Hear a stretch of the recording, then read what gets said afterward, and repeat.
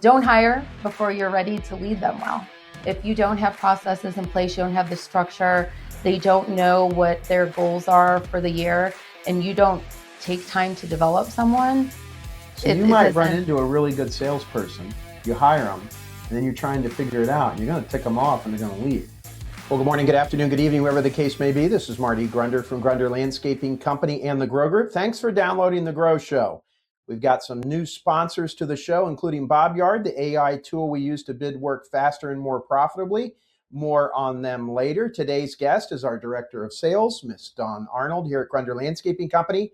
We're going to learn about her and what she's working on to help us hit our goals. I'm 100% positive you're going to enjoy this episode. But first, a reminder, you can get the latest edition of The Grow Show delivered to your phone, tablet, or computer by subscribing wherever you get your podcasts, or watch us on YouTube for an enhanced learning experience. The Grow Show is the greatest thing since, and we're going to put a picture of it up right now, Allium Serendipity from Proven Winners, my friends up in Michigan. We're showing them now on the YouTube version. It boasts a globe-like rosy purple flower in mid to late summer, that top attractive blue foliage there.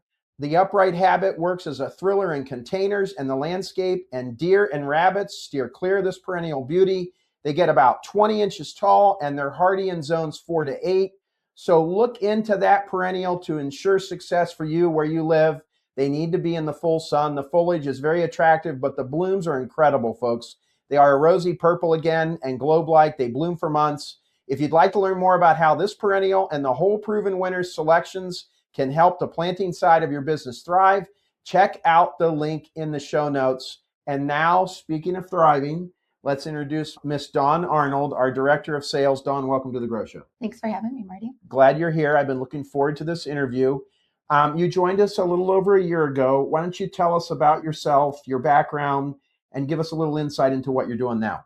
Okay. Well, my background is in the hospitality business. Overall, it's really been in leadership, operations, and people development. I always loved helping teams just get structured, organized, improve their performance, and create clarity around what success looks like for them. I think without those pieces, it's hard to continue to move forward.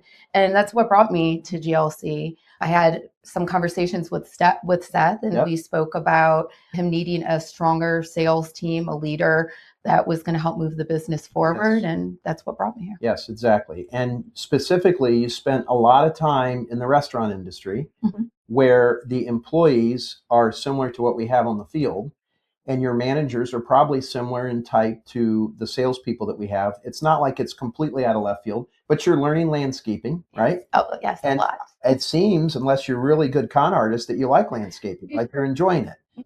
And you like challenges, you like to dig in. And we had some challenges here with building a sales organization. You've heard me say many times, ladies and gentlemen, that when you do nothing, nothing happens. And nothing happens till someone sells something. So Dawn, from your perspective, what are the core components and what have you found is a makeup of a winning sales organization?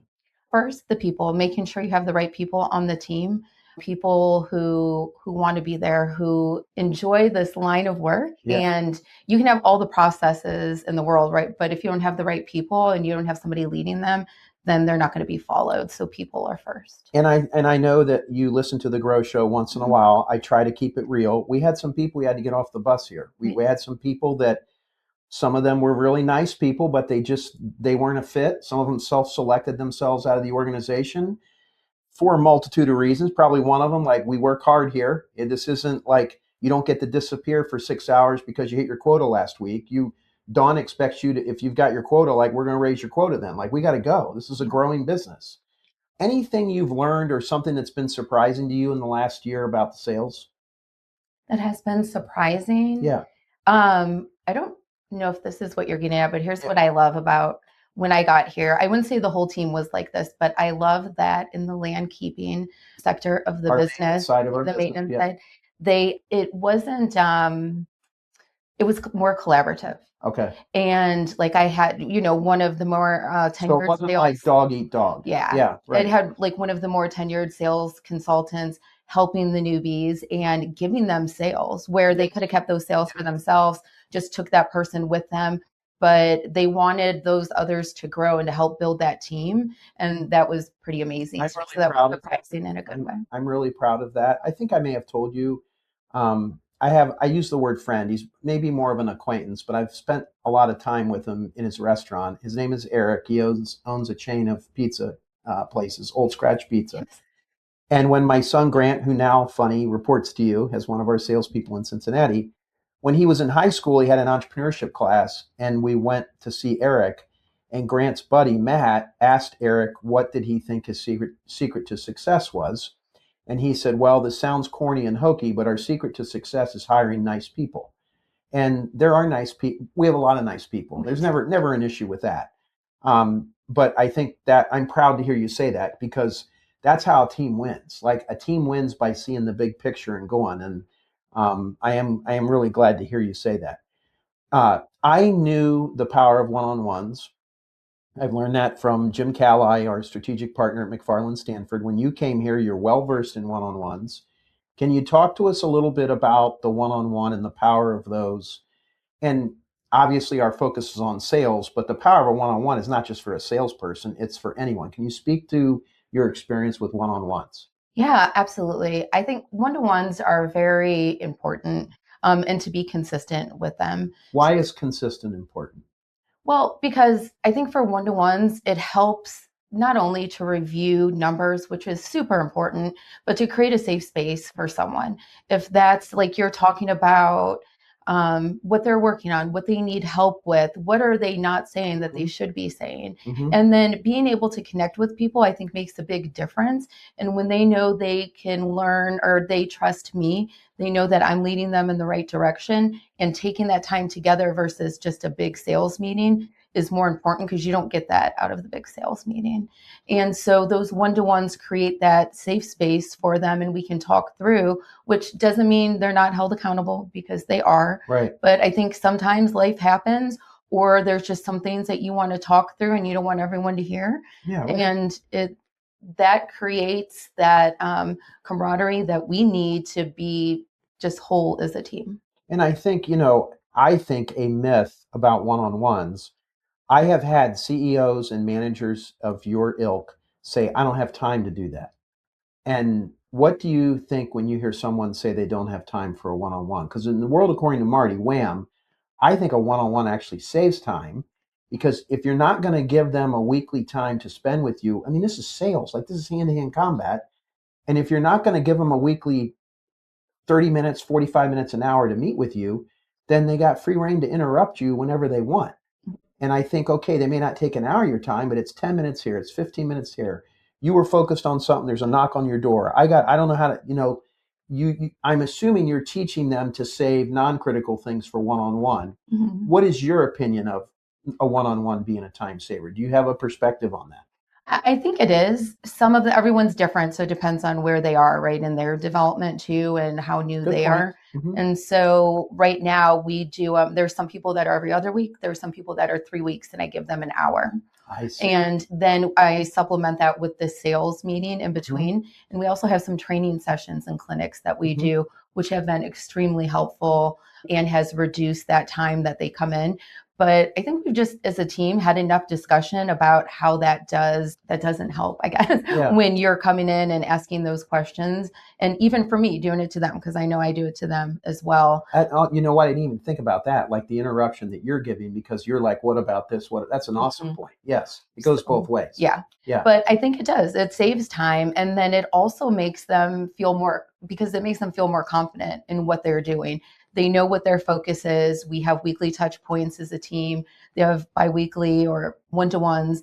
And that just helps overall to save time. They know what the focus is. I know what any issues are.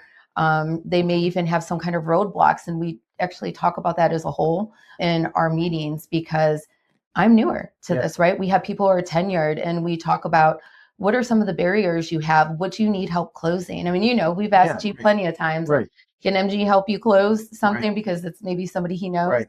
or any of us for that matter. Right. And so we problem solve as a team in there, and that helps a lot as well. You mentioned something that I actually didn't put when I was preparing for this, the quoting clinics that we're doing. You said they're very helpful. You want to just give the Reader's Digest version of what we're doing and why you feel they're so helpful? Okay. We're doing a couple. We're doing one on Aspire, and we're doing one just overall how to prepare a quote. Or it's almost, if it's not just a quote we're working on, really what are some of the barriers that we're having so that that Seth can help us through that. Because he's really smart in this area. We have a lot of new people, and we're trying to get everybody on the same page.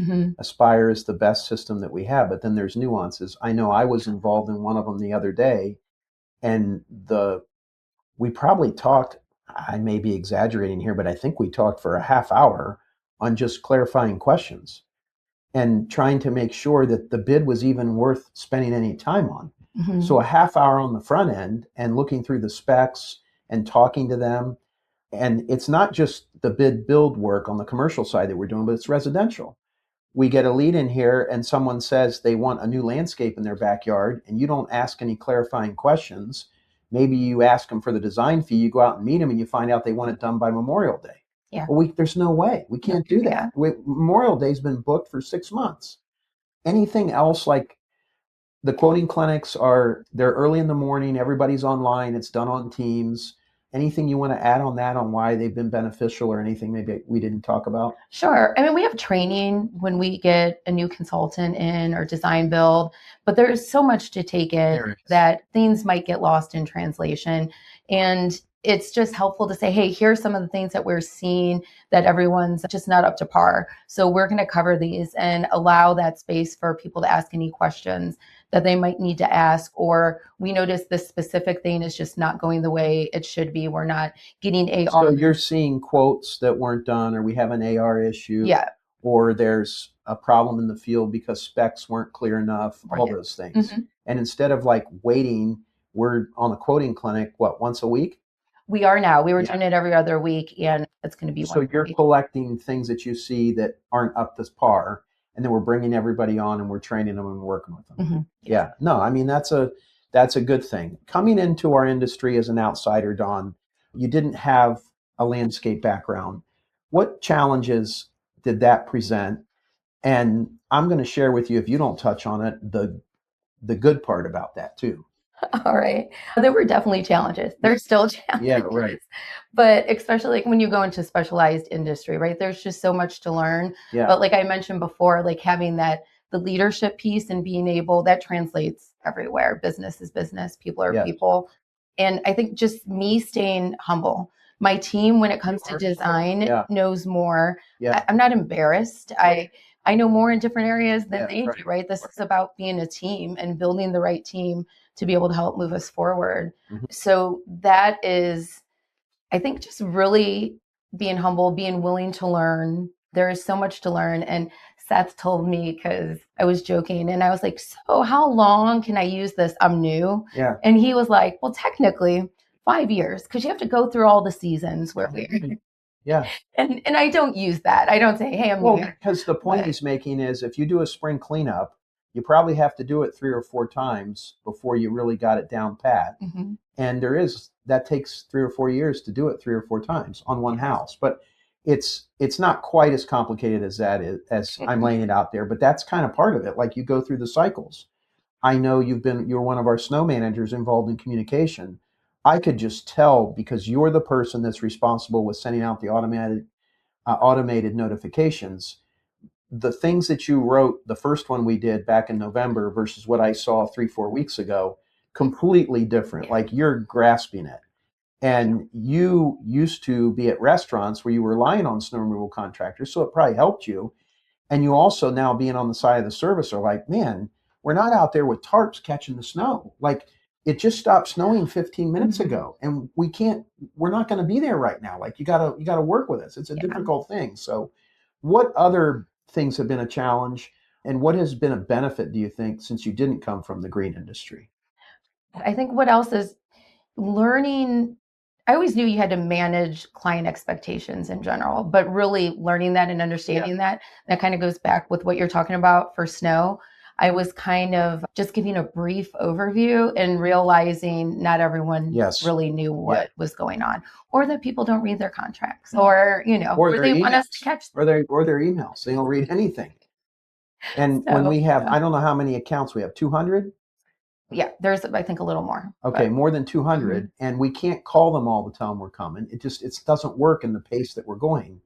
And it is there. And we have had clients, I think they've gotten better, like we're trying to educate them. Henry Ford said in 1919, you can have any color car you want as long as it's black.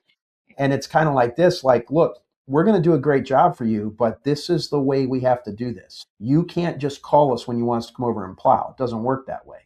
So I know there's that. What do you think has been a good thing about you not having experience in the green industry? Coming in and looking at staffing a little differently, or just how to develop someone in general and the leadership. I think those were different when I first got here. We brought Rachel on for hiring too. Great lady. We'll have her on at some point too. Good. Yep. I think those were probably the biggest things for me, and looking at the sales structure a little differently, because there were so many good processes. There was structure, but maybe not in place because the person before just didn't necessarily follow that structure. And me listening to all of you that have been here a long time, learning, listening to the sales folks who have been here, even the newbies, about what they like or didn't like, and being able to take that and put it together to create the structure that we have. Well, you've done a good job with it. Let's talk a little bit about talent. We've brought on numerous new salespeople. What are the traits that you're looking for in a new salesperson? So I think you're starting to really get honed in on that, because we've had some successes and some failures, just being honest. And we have, absolutely. Making sure somebody has energy when they walk in, right? I mean, they have to come in. Our talented sales folks have the energy. They're always following up. They're communicating. They're clear on their communication. They can build a connection. So if you can come into an interview and you can connect with me, I'm looking at all these other things. What if you can't? Then I don't think they're right for the role. I mean, that's hard, because we have like 2 openings right now we'd love to fill. We do. But I think we're pretty much looking for some experience there. We're not just taking a developmental person right now, I think. Yeah. We're looking for the experience because, we tried both, right? So we tried somebody who had more sales or more design, and you need to have both. Yeah.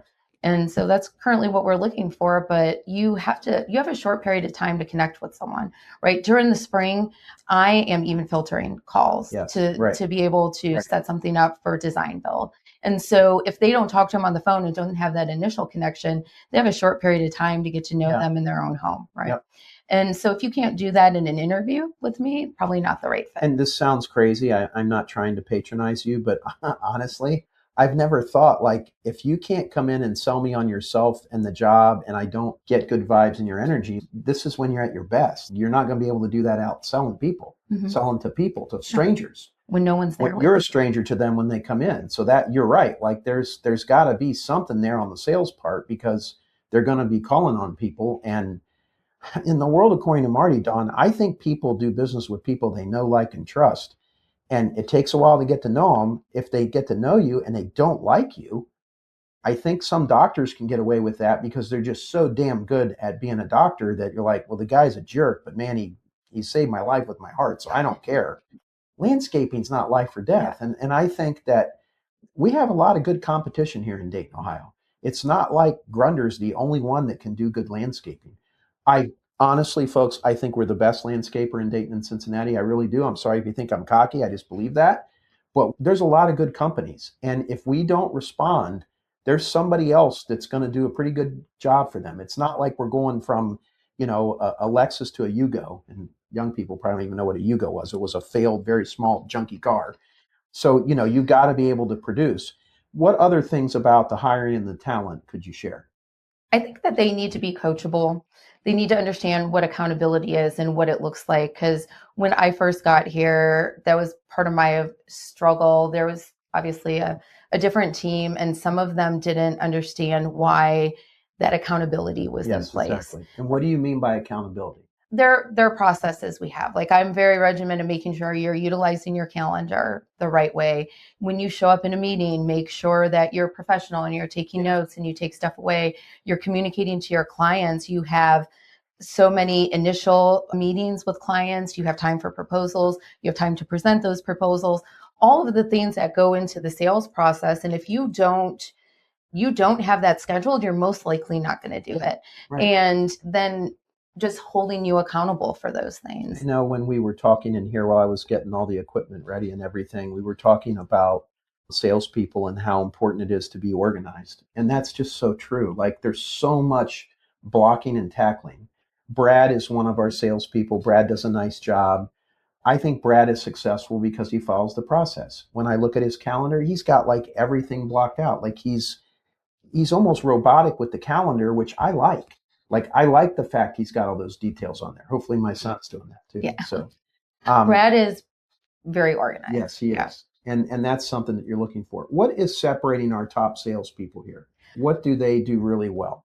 Yeah, I mean, they're definitely consistent in what they do, but with that, they understand what's the low-hanging fruit for this week. Who do I need to connect with? Who can I close? Yeah. And who can I stay connected with? And, can I ask for more work? Who can I sell to? Understanding what needs attention and when that needs attention. And they just have a sense of urgency. They don't wait for things to happen. They make them happen. Like Brent. Mm-hmm. I mean, that guy he will not wait. He will go and make something happen. He'll make a phone call. He'll stop in. A funny story. I don't know if you know this. They were building a commercial building around the corner and he was trying to get in and I was trying to get in. So I finally got in and I said, I talked to so-and-so at the job trailer. And he goes, what? Do you know about this? No. And he goes, what? You stopped in the job trailer? I go, yeah. He goes, Marty Grunder, the owner, stopped in the job trailer? I go, yeah, I got him. No, we didn't end up getting the job. But when we were having that conversation, he said, stick your chest out. And he did a big chest bump. He loves chest bump. Yeah, he did a big chest bump with me because he said, that's so awesome you did that. And I'm like, well, what do you think I do, Brent? Like, I know you got to do that. Like, you got it. That's where they are. Like, I'll do whatever it takes. And I think it's that kind of mentality. Like, you're like a defensive end. The defensive end is going to get to the quarterback, no matter if it's a little guy across the line from him or a big guy. You got to try to get to the quarterback. Back to the accountability side and you focusing on that to drive sales. Emily, my oldest daughter that does our marketing and does all of our content in the Grow Group, when I was preparing for this, I asked her, because she's been here 7 years now, I asked her what was the biggest difference between before Dawn and during Dawn. And she said the biggest difference that she's seen from you, is the activities that you make sure salespeople are doing, the number of proposals, things like that. Can you speak to a little bit about the activities that you're expecting and maybe a little bit around the accountability around that? Yeah, I just think, I love seeing the numbers, but that's a lagging indicator because, it's already happened. It's a report, so you can't change it. Exactly. Lagging indicator. Yeah. And so making sure that, one of the first things that really stood out to me, I guess, is when Brent could put out more proposals than maybe 3 of our sales consultants, right? Yeah. And they all have the same tools. And so, and he obviously is our highest ranked in sales too. Yes. So and of course, Seth told me, you talked to me about it as well, but just understanding what processes we have that can move those sales forward. So we do a couple of things. We have KPIs for them so they understand their sales for the year. We break that down by each quarter and what % we typically sell for the quarter. And so they know if you have some really great proposals, here's the dollar amount you need to propose for the year, but they have to be great. It can't be busy work. Right. And they have to be the right ones. Right. And so they have the amount of proposals. You're not going to get away with saying, oh, I think I can turn in a $60,000 proposal there because it's easy and Dawn will stay off my back. Right. It has to be the right work. Right. And so doing those proposals, creating them, making sure that you're then delivering them to the client. Also going through their pipeline, the opportunity list, keeping that up, doing the percentage of, where do you think we are with closing this so that you can identify what you need to do for the week. And then as far as accountability, it's visible to everyone. Yes. We use Aspire. It's fantastic. And we can see where you are in that. Right. And I also put that up each week in a weekly email. And I get it. It's awesome. It lays out who had the most. And if you had a goose egg, you stand out. Mm-hmm. Like, that's no good. And I think there is definitely some friendly competition in there. And so it does create that camaraderie, but you want to be at the top. You don't want to be at the bottom of that list. And I guess to that, the point I wanted to make there was that it does kind of separate the winners and it does drive a little, And it's not a nasty competition, but it's because I've even seen Brent as our top salesperson helping other salespeople make sales. Oh, yeah. He's just, I hate to go on about Brent, but he's a really unique guy. Yes. He's our top salesperson, but he's also, I think if we had an award for team member of the year, as far as your teamwork, he would get serious consideration for that. Cause he wants to see everybody win. He's just a really nice man. Mm-hmm. And he goes about his business and he gets the activities done, but he also tries to along the way help others. It's kind of unique. He's definitely a unicorn in many ways. Well, that's what I love about it, as I was telling you when I first got here, and I love to see that now. I've learned Brent, and I know if I don't notice somebody is struggling with something, Brent notices, even though he's not right. Like, you don't know that he noticed it, but he will. And so he'll make comments. I'm like, I got it. Before I didn't know what he was getting at, and I didn't want anything to come across like I was talking about one sales consultant to another. But Brent's made it comfortable and not like that. It's more like, hey, have you talked to this person lately? And I'm like, I have, and I understand there's some struggles or some good things. Thanks for just double checking on both of us. I appreciate you. A lot of the companies listening to the Grow Show, Dawn, they're trying to grow their business. You were a part of some rapid growth with the restaurants that you were involved with. What advice do you have for the owner and the leader of a landscaping company that's trying to grow? We obviously know nothing happens till someone sells something, but do you have any perspective to share on that topic? Yeah, I mean, it's really the same thing, right? Like, you're not going to just hire a salesperson, or in the hospitality industry, a manager that's just going to do it all. You have to have you have to have the right processes in place. Don't hire before you're ready to lead them well. If you don't have processes in place, you don't have the structure, they don't know what their goals are for the year, and you don't take time to develop someone. So you might run into a really good salesperson, you hire them, and then you're trying to figure it out, and you're going to tick them off and they're going to leave because they're good for a reason. Like, they want to come into a system that they can get up to and run. That's a great point. And I do think, to give another shout out for Aspire, that's the greatest system we have here. I mean, that enables work to be quoted easier. It enables work to be handed off to production easier, the communication of the issues, all those things that go on with having a software platform like that. Is there anything else about growth that you would like to mention that you've come from your experience before you got here and here? Development needs to be intentional. Okay. Just not leaving a salesperson with a sales goal, making sure that you continue to develop them. Don't assume everyone knows how to network. I've been to so many networking things, right? You have people who stand in the corner. You have people who may not even show up there, but they're telling you. What do you do? I don't need to know the name of who didn't know how to network here, but what have you done to help some of our people get better at networking? What did you do? Did you take them and show them how to do it, or what did you do? Well, yeah, both. Some of it is, hey, let's go together and talk about what we're going to do and who we're going to target, and then talk to anyone else who falls in line from there. And by the way, none of our people stood in the corner. I just meant like going. I know what you mean. I know what you mean. But still, they were shy and didn't really know how to start conversations. So first, before going there, we just discussed it and talked about what that looked like. And even as simple as just how to dress and how to carry yourself, what you need to bring, and how to follow up afterwards. And we also use a networking calendar now. And what is the networking calendar? We use a networking calendar in Outlook, so everyone puts all their networking on there. So if I have something I'm going to, but I can bring someone else with me, they know to look at that calendar to get there wherever they're going to go for that time frame. Because you have to do two networking, you have to put two things that are, as far as networking, on your calendar each month. Right. And so they are also all in charge of different organizations. Yeah. So if we got somebody with the Mason Chamber, the different chambers, Oh, it's okay. But yeah, so, and they're responsible for those. All that. Yeah. And so they'll post what's coming up, and they'll invite people to go with them too. Intentional about that, keeping the same person there, a familiar face. Mm-hmm. We hadn't done a home show here or any one of those type of things for probably 25 years.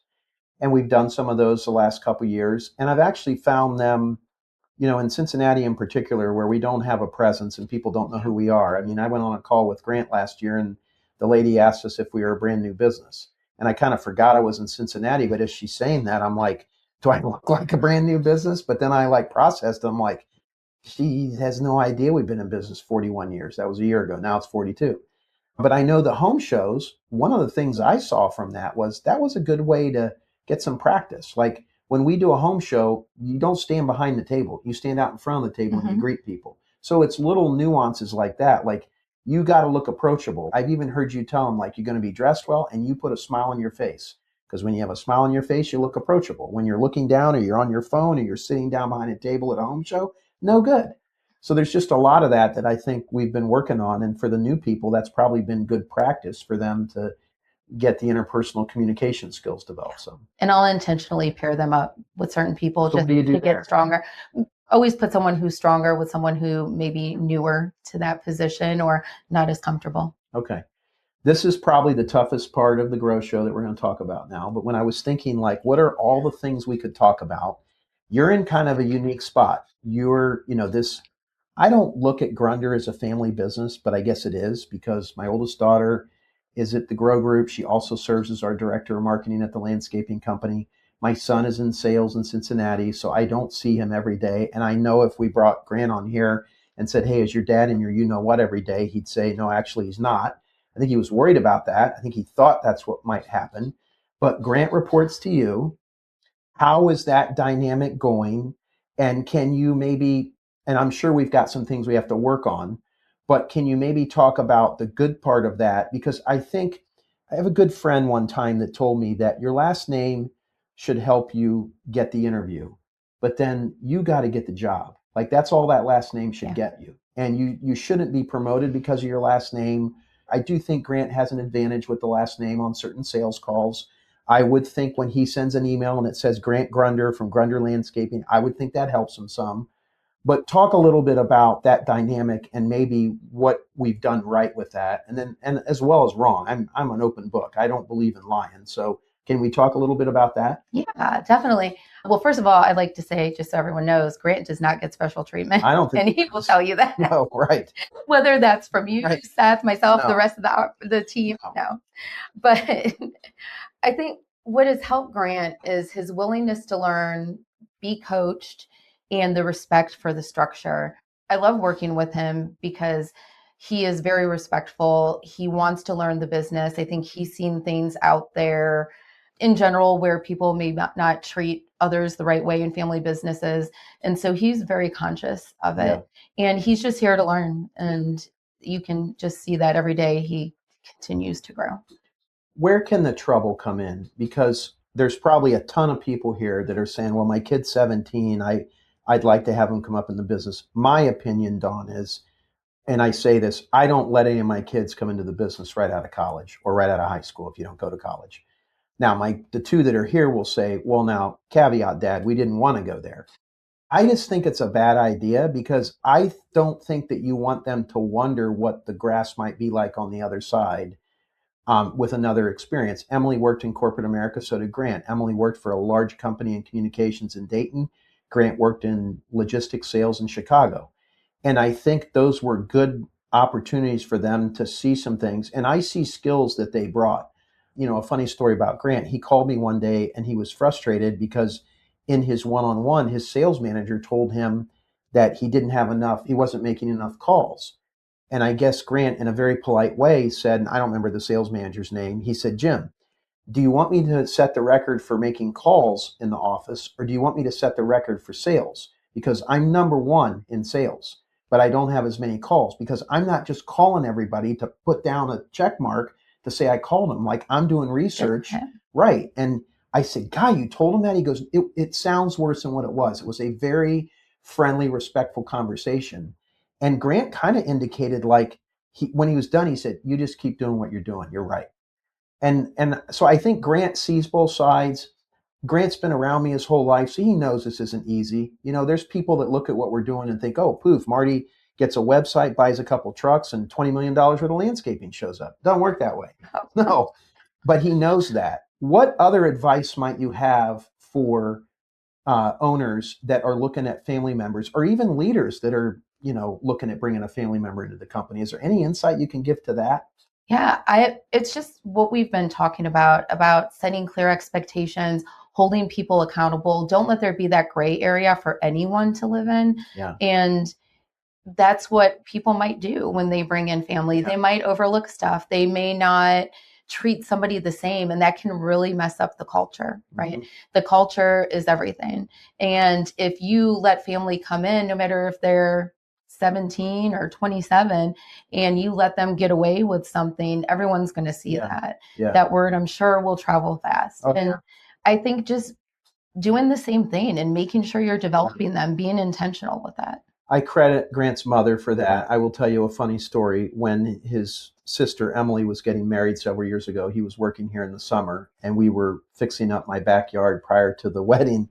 And he was coming over here in his truck, getting in the truck, riding with the crew out to the house, working there all day, then driving back here, getting in his truck and driving home. And after about a week of doing that, he says to me when he comes home, he's like, Dad, he's like, this is kind of stupid. He's like, can't I just go outside at 7 and start working, and then they can meet me here, and then I just stay here afterwards and work another 30 minutes, and then I'm done for the day. And I said, well, you can ask Walt about that, but I don't think that's a good idea. And he goes, yeah, I didn't think it was a very good idea. And I was surprised he said that. And I said, whoa, why do you think that's not a good idea? He goes, because I probably look like an entitled asshole. And I don't like swearing, but I'm using it for that. And I just started laughing, but I was so proud that he knew he was being watched, and that would call attention to him that we don't want. So while it was kind of stupid, in essence, to drive all the way over, riding a truck back to your house to work, I think that was a really good lesson in him understanding that there's optics of things. You know, it's like when we have a president in war, and I'm not even going to name the president, they've done it, and they're playing golf. And okay, maybe they worked their tail off and they went out and played 9 holes in 2 hours just to move around and take their mind off things. Like, it's probably not that bad, but the optics of it look horrible. And I think that's a big part of being a successful, not just a salesperson, a person anywhere, is your emotional intelligence and understanding how you're coming across in various situations. And I think Grant's done a nice job, but you also have been good to him, and you've been patient with him. And I know he respects you and enjoys working with you, and he's learned a lot from you. So I'm grateful for that. Thank you. We got a couple more things here. We're with Dawn Arnold on the Grow Show. Let's do a couple things.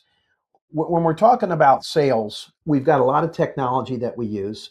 And speaking of technology, we're using Bobyard that accurately bids things. And we're going to take a break from our sponsor right now. Are you still doing takeoffs with software from the prehistoric age?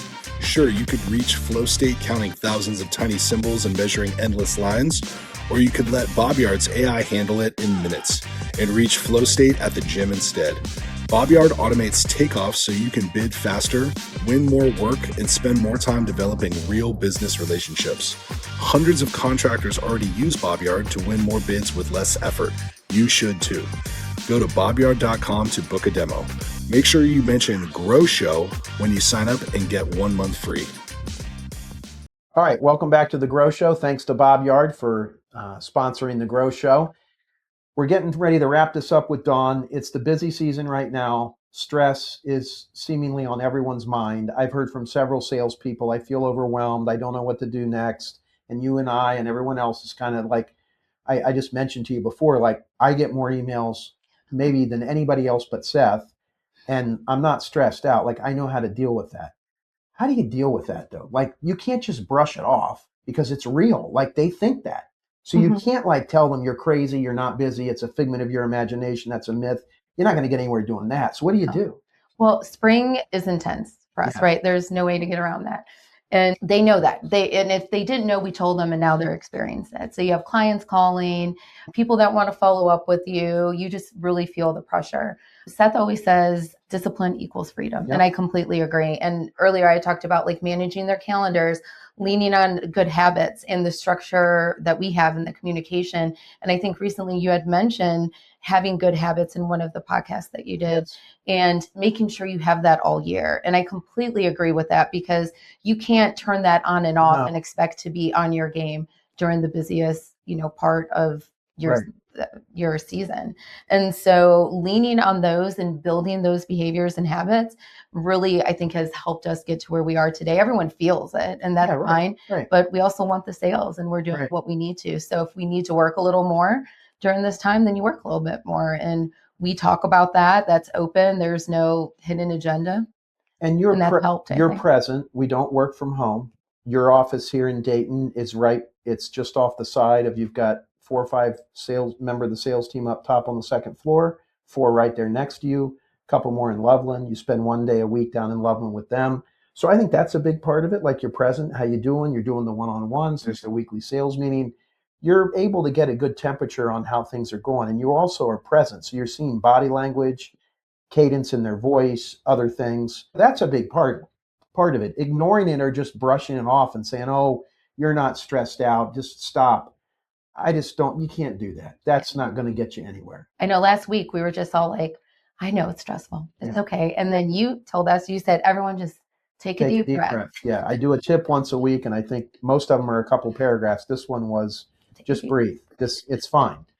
Things aren't as bad as we think they are, and they're not as good. They're in between. And that I can speak from experience there. So let's get a little tactical here. Just a couple things. What are the key behaviors, habits, or strategies that help sales people consistently sell more work? We talked a little bit about that, but is there anything we missed? No, I would say just staying connected with the clients, owning your pipeline, being proactive, and don't hope things are going to happen and close. You need to make them happen. My favorite part of the whole week are the sales meetings. I don't go to all of them. I try to make at least one a month, and I'll sit through the whole thing. And then you call on me from time to time for training. What about our sales meetings do you think would be good to share? I think overall we have them weekly to help our teams grow and succeed, as stated in our mission statement. Exactly. When I got here, I thought the meetings were really awkward. Yeah. We have a conference room that has 4 tables. We have 8 chairs, and there's some chairs in the back. Well, we have a growing sales team. And what I noticed is when I first got here, the back of the room would fill up first. No one really sat together or looked at each other. And so we changed that right away. Like a horseshoe, take the tables out. Take the tables out. Yeah, it's cool what you did. And then, of course, if I'm at Loveland, we have Miamisburg or vice versa. We have OWL cameras, so we can go back and forth, and then we have big screen TVs. Yeah. It works. And that way we're all looking at each other. And in there, we talk about where we are, what needs attention, key priorities, any performance issues, training, whether that's doing what you were talking about, doing some role playing. The role playing is very... This past week, where I came in with some scenarios, and then we kind of worked them through. And Kent really has started to own that this year. Yeah. And we just bring him, or I tell him, hey, I think here's some of our opportunities. Sales pros got a lot of experience with a degree in horticulture. It's like double good. Yeah. He does a fantastic job. He does, 100%. But also, I think what is unique about it is we follow up on what we talk about there. Everyone's sharing. They help each other with barriers. We take time to go through sales. We switch it up, as you know, depending on what the need is for that week. But overall sales and objectives are present. And then if somebody has a barrier that everyone can help with, we talk about that in the room. I think something else that you did, in some ways I'm a touchy-feely guy. In some ways I'm not. In some ways get really intense, and I just want to get things done. I don't know if you do it every meeting, because I don't go to every one, but the ones that I've gone, I've heard you talk about a personal win or something fun, and then talk about a professional win. Mm-hmm. Why do you do that? We've gotten away from it just a little bit recently, but I told them why. Much on the agenda. Yeah. So when I first got here, I wasn't confident that everyone was connecting with the clients. That they knew each other and they knew each other. They knew how to connect. So that was the okay. And it was more too, not just for each other, like the client. It was cool. I just didn't know why you did it. And so it's awkward when you haven't shared something personal. I asked them to share their personal and professional best. And we had some really weird comments about professional or personal at first, or they were struggling to say a professional win. And once everyone started to get more comfortable, they were comfortable talking. And I noticed we're not asking them to vent their spleen. We're saying, like, I heard someone say, I got to see my niece got to spend the night at my house last night. I think Macy said that or something. And I thought, that is so cool. Like, I know how that would feel. Like, good for her. Mm-hmm. And then she talked about a sale that she made that she'd been working on for 2 months. Mm-hmm. So I thought it was good. It like enabled people maybe to see themselves in other ways. And then can you do that and can you do that in networking? Yeah. Can you do that when you're going to talk to a client? That makes a lot of sense. That's good. Well, I want to thank you because you're fun to work with. And I've told you this, but I want to say this on the Grow Show. My favorite thing about you, Dawn, is I'm usually in before you when I'm in town, and you always stop by my office and say good morning, and you smile.